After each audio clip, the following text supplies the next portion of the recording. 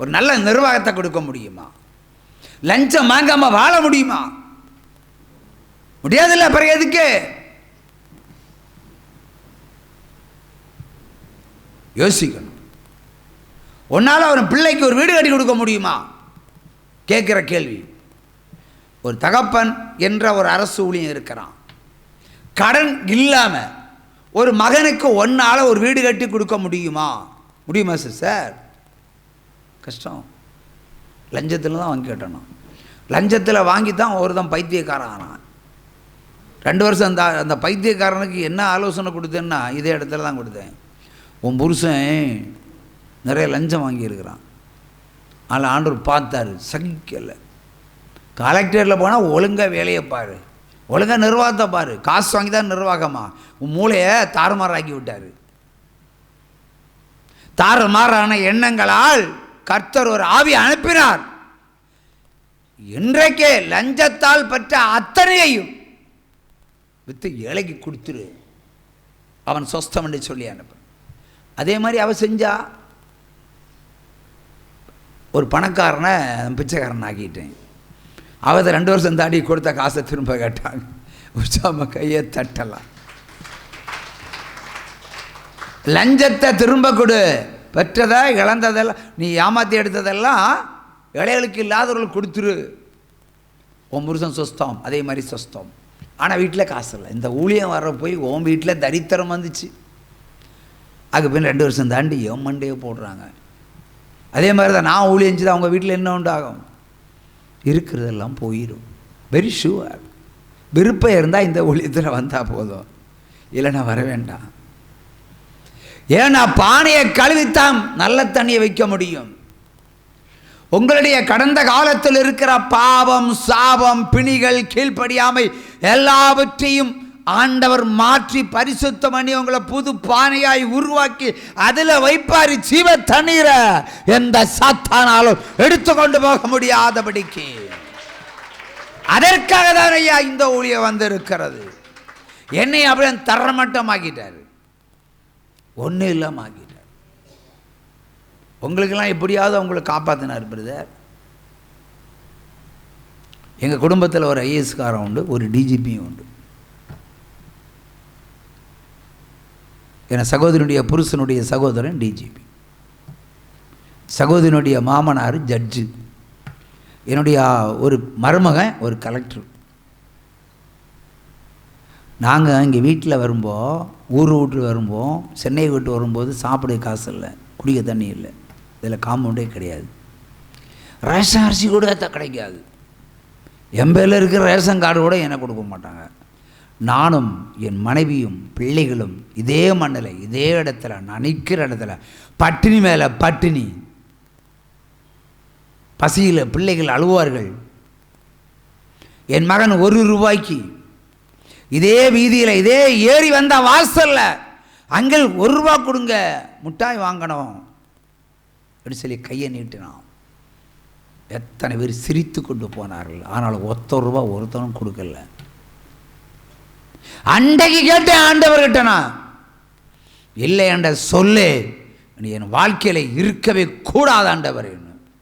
அன்றைக்கே வந்தார், அன்றைக்கே வந்தார், முகமுகமாய் வந்தார். சொன்னால் நம்ப மாட்டீங்க, முகமுகமாய் வந்தார், கொடுத்தாரு. நான் ஆசீர்வச்சிருக்கிறேன்னு சொல்லிட்டு போனார். நீங்களாம் கனவுல தான் பார்ப்பீங்க, நஜத்தில் பார்த்தவனா. அன்னையிலிருந்து இன்னைக்கு வரைக்கும் இல்லை என்ற சொல்லு எனக்கு இல்லை. நம்ம எப்பொழுது நம்முடைய வறுமையை பார்க்கக்கூடாது, நம்முடைய தரித்திரத்தை கணக்கு போடக்கூடாது. இன்றைய தரித்திரம் நாளை ஐஸ்வர்யம். பானையை கழுவினாதான் ஐயா பானையை சாப்பாடு வைக்க முடியும். நெருக்கங்கள் வரும், துன்பங்கள் வரும், உபத்திரங்கள் வரும், வெட்கம் வரும், அவமானம் வரும். என்ன வந்தாலும் என் இயேசு இருக்கிறார்னு சொல்லி பாருங்களேன், மாறி போயிரும் உங்க வாழ்க்கை. இப்போ பீஸ் கேட்டு காசு இல்லை, கண்ணீர் விட்டு அழுவாங்க. புஸ்தகம் வாங்க காசு இல்லை, கண்ணீர். ஏன் ஆண்டவரே இந்த கஷ்டம் இன்னும் ஒரு வார்த்தை கேட்கலாமா? கேட்க மாட்டேன். என்னிடத்தில் என்ன குறை? இல்லைன்னா ஏன் என்ன இப்படி சோதிக்கிறேன்னு கேட்கலாம், தப்பு இல்லை. அதுக்காக அழக்கூடாது, அதுக்காக அழக்கூடாது. 50 லட்சத்தை இழந்த பொழுது கூட 5000 ரூபாய் கேட்டு என் மனைவி அவளிடத்தில் நின்றாள். இந்த இடத்து பேர் என்ன? என்ன? சீர்காழியில் வைத்தீஸ்வரர் கோயில் இருக்கிற இடத்துல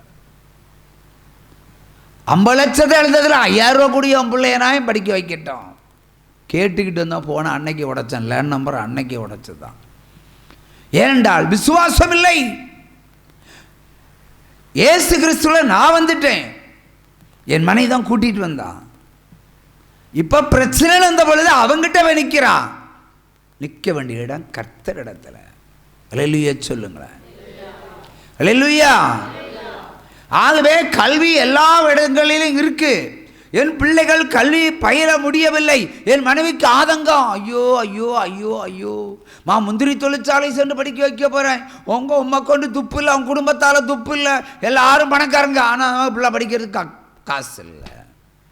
புலம்பல் புலம்பல் கிறிஸ்தவ இந்த உலகத்தில் ஜாஸ்தி.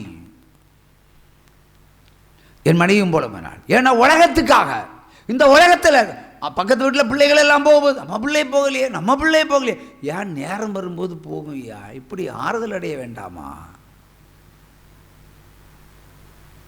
என்ன படிச்சு கிழிச்சு நமக்கு என்ன தரப்போகுதா இந்த அரசாங்கம்?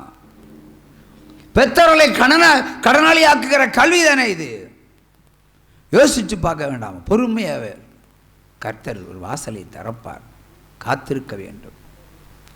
அதையும் தாண்டி என் மனைவி என் பிள்ளைகளை கொண்டு போய் கல்வி பிச்சை கேட்பதற்காக சொந்த சகோதரனிடத்திலே போனாள். 10 காசு கொடுத்தான் இல்லை, இருந்த ட்ரெஸ்ஸையும் பிடுங்கி ஒரு ஜட்டியை போட்டு அனுப்பி விட்டான். அவன் குழந்தைக்கு உள்ள ஜட்டியை என் பையனை போட்டு விட்டான். கேட்டு பாருங்க, சர்க்கஸ் பிள்ளை மாதிரி வந்து நிற்கிது வாசலில். பாருங்காரன் அனுப்பி வச்சதே நான் தான். சொந்த பந்தமெல்லாம் இப்படித்தான். ஆகவே இன்று என் பிள்ளைகள் என்ன கேட்டாலும் இல்லை என்றே சொல்லுவதில்லை. ஆத்திரத்தில் சொன்னாலும் நிவர்த்தி. அதனால் பணத்தினுடைய அருமை என் பிள்ளைகளுக்கு இன்றைக்கு வரையும் தெரியாது.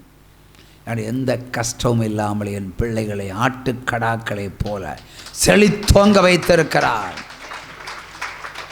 என் மகளுக்கு கட்டி கொடுத்த வீடு 5 கோடிக்கு மேலே இருக்கும். மரியாதை போய் பாருங்க. வெயிட்டன் 5 வருஷமா பாடு. கொத்த வேலையை படிச்சிருக்கிறேன், மேஸ்திரி வேலை படிச்சிருக்கிறேன், அனுபவம் தான். கண்ணால் பார்த்து இந்த பில்லர் இத்தனை இன்ச்சு தான் இருக்குன்னு சொன்னா அப்படி தான் இருக்கும். அனுபவம். எல்லாரும் 5 லட்சத்தை செய்கிறத நான் 50,000 வச்சு செய்வேன். விசுவாசம். அங்கே கட்டப்பட்டிருக்கிற கல்யாண மண்டபம் 500 ரூபாயை கொண்டு தொடங்கிய கட்டுறான். என் பையன் அமர்ந்திருக்கிற வீடும் 500 ரூபாயை கொண்டு கட்டப்பட்ட வீடு. தொடக்கம் 500 ரூபா தான். எவ்வளோ நம்பிக்கை இருக்கும். ப்ராஜெக்ட் பெருசு, ஆனால் விதைக்கிறது என்னது? இந்த 500 ரூபா வச்சு நான் எப்படி வீடு கட்ட முடியும், எப்படி மண்டபம் கட்ட முடியும், எப்படி ஆலயம் கட்ட முடியும்னு யோசிச்சா யோசிக்கிற இடத்துல தான் நிற்க முடியும். 4 அடி நடந்தாதான் 4 அடி பின்னால் போகும். இந்த நடை என்பது விசுவாசம். அது நமக்குள்ளே இருக்க வேண்டும். வாழ்க்கை என்பது ஃபுட்பால் மாதிரி அடிச்சு துரத்தி போயிட்டே இருக்கலாம். வைராக்கியம் எங்கே இல்லையோ அங்கே அந்தி கிறிஸ்து இருக்கிறான். நம்பிக்கை எங்கே இல்லையோ அங்கே அந்தி கிறிஸ்து கிரியை செய்கிறான். பயம் எங்கே இருக்கோ பிசாசு உள்ளே வந்து இருக்கிறான். இந்த மூணையும் துரத்து நான் வாழ்க்கையில் ஜெயிக்கலாம். ஐயோ, மாயமான உலகத்தில் போய் இருக்காதீங்க. பழைய காலத்து புலவர்கள் எல்லாம் எவ்வளோ பாட்டு படித்தாங்க, எவ்வளோ கவிதை எழுதினாங்க. யாவது காலேஜில் படித்து கவிதை எழுதினாங்க. கவிதையை எழுதுவது எப்படி என்று ஏதாவது கல்லூரி சொல்லிக் கொடுக்குதா? சொல்லிக் கொடுக்குதா? பழைய காலத்து புலவர்களுக்கெல்லாம் சுப்பிரமணிய பாரதியார் அப்படியெல்லாம் பாட்டு எழுதினார். அங்கே பாட்டு இன்னும் நிற்குது. அவர் என்ன யாது பட்டம் பெற்றார்? யாது யூனிவர்சிட்டியில் பட்டம் பெற்றார் இல்லையே. ஞானம் அது இயற்கையில் ஒரு மனிதனுக்கு ஆண்டவர் கொடுக்கிற பொக்கிஷம். இதை விட இந்த கல்லூரி அறிவெல்லாம் உங்கள் பிள்ளைகளை விவசாயிகளாக மாற்றுங்க. நான் என்ன கேட்டா, விவசாயிகள் தொழில் அதிபர்களாக மாற்றுங்க. ஏன் அடிமைகளாக விற்கிறீங்க அரசு வேலை? ஏன்னா கோரிவடியை கொடுத்துருவாங்களா? ஒரு 40 வருஷம் 50 வருஷம் வேலை பார்த்தா தான் 60,000 70,000 கிடைக்கும். 20 வருஷம் வேலை பார்க்குறா, எவ்வளோ சம்பளம்? எளிமை கேட்டு பாருங்க, எவ்வளோ சம்பளம்? சத்தமாக சொல்லு. எவ்வளோ? 60க்கு உள்ள. நான் ஒரு நாள் சம்பாதிக்க வேண்டிய காசு ஒரு மாதம் சம்பாதிக்கணும். நான் பகிரங்கமாக சொல்லுகிறேன், கொரோனா காலத்தில் ஒரு நாளில் 65 லட்சம் ரூபாய் சம்பாதித்த ஊழியக்காரன். கையை தட்டுங்க. நான் ஒரு நாள் சம்பாதிக்கிறத எத்தனை வருஷம் சம்பாதிப்பா? அப்போ பில்டிங் கன்ஸ்ட்ரக்ஷன் உண்டு, 3 இடத்துல நடந்துட்டு 4 இடத்துல நடந்துட்டு ஊருக்கே வேலை கொடுத்தேன். கொரோனா யாருமே பில்டிங் கட்டல, ஏன்னா மெட்டீரியல்ஸ் இல்லை. ஆனால் நான் எனக்கு எல்லாமே தடைபடாமல் கர்த்தர் கொடுத்தார். எந்த குடும்பம் இன்றைக்கும் சொல்லுவாங்க, கொரோனா காலத்தில் சோறு போட்டது ஜேபிஆர்ன்ற பாஸ்டர். அல்லேலூயா. அவர் சும்மா கையை தட்டுங்க. நான் அந்த தொழில் ஸ்தாபனங்களை வைக்காவிட்டால் அந்த குடும்பங்கள் என்ன இருக்கும்? இன்றைக்கும் டெய்லி 20 பேர் 25 பேர் குறைந்தபட்சம் எனக்கு கட்டிட பணியை வேலை செய்வார்கள், செய்து கொண்டு தான் இருக்கிறார்கள். நான் வைத்திருக்கிற நம்பிக்கை கர்த்தர் மேலே. அல்லேலூயா, அல்லேலூயா. ஆகவே ஒரு நாள் நாம் பஞ்சமில்லாமல் வாழ வேண்டும் என்று சொன்னால் நம்ம மண்ணில் கால வைக்கணும், தொழிலில் கால வைக்கணும். அப்போ தான் பிள்ளைகள் செழித்திருப்பார்கள். நான் எப்படி சம்பாதிக்கிறேன்னு பிள்ளைகளுக்கு தெரியாது, ஆனால் பிள்ளைகளுக்கு எந்த குறையும் இல்லாமல் கர்த்தர் நடத்துகிறார். படிக்கவும் வச்சார், ஆனால் படித்து வேலையிலே ஏறல. அவனை ஐஏஎஸ்ஸாக மாற்றி ஆண்டவர் கொண்டு நிறுத்த போகிறார் கடையில் தேசத்தில். அல்லேலூயா. நான் எப்பவுமே தீர்க்கதரிசனம் உரைச்சிட்டு தான் பேசுவேன். ஆவியானவர் அப்படித்தான் சொல்லுவார். சொன்னது தான். அல்லேலூயா. ஆகவே நடுவில் என்ன நடந்தாலும் கவலைப்படக்கூடாது, சோர்ந்து போகக்கூடாது. எது ஆசீர்வாதம் அதுக்கு விரோதமாக சாத்தான் வருவான். ஆனால் பயப்படக்கூடாது. பயந்தா அங்கே சமாதி உங்களுக்கு, பலன் அடைந்தா அங்கே உங்களுக்கு ஜீவ வாழ்க்கை. ஹல்லேலூயா, ஹல்லேலூயா, ஹல்லேலூயா. சத்தமாக கையை தட்டுங்க, சோர்ந்து போகாதீங்க. ஞாயிற்றுக்கிழமை ஆராதனை இருக்கு இல்லையா? அடுத்த செக்ஷனுக்கு வந்துடுவோம். சண்டே ஆராதனை. இன்றைக்கு சண்டே ஆராதனை நடக்கும் போதெல்லாம் இதே மாதிரி சப்ஜெக்ட் எந்த ஊழியக்காரனும் சொல்லி தர மாட்டான். சொல்லி தருவானா? ஆண்டவர் மகிமைப்படுத்தி 10 பாட்டு, 10 டான்ஸு, 10 டிஸ்கோ, 10 ஆட்டம், 10 ஓட்டம், அதோட முடிஞ்சு போச்சு. கர்த்தர் உங்களை ஆசீர்வதிப்பாராக, ஆமேன், அப்படி விட்டுருவாங்க இல்லையா? உண்மையிலே கர்த்தர் ஆசீர்வதிப்பாரா? நான் கேட்குறேன். நீங்கள் வேலை செஞ்சாதான் ஐயா கர்த்தர் ஆசீர்வதிப்பார். வேலை செய்யாமல் ஒரு சிலருக்கு ஆசீர்வதி கொடுப்பார். என் மனைவிக்கு 1 வருஷம் அரசாங்கம் இலவசமாக காசு கொடுத்தது. கொரோனா காலம்.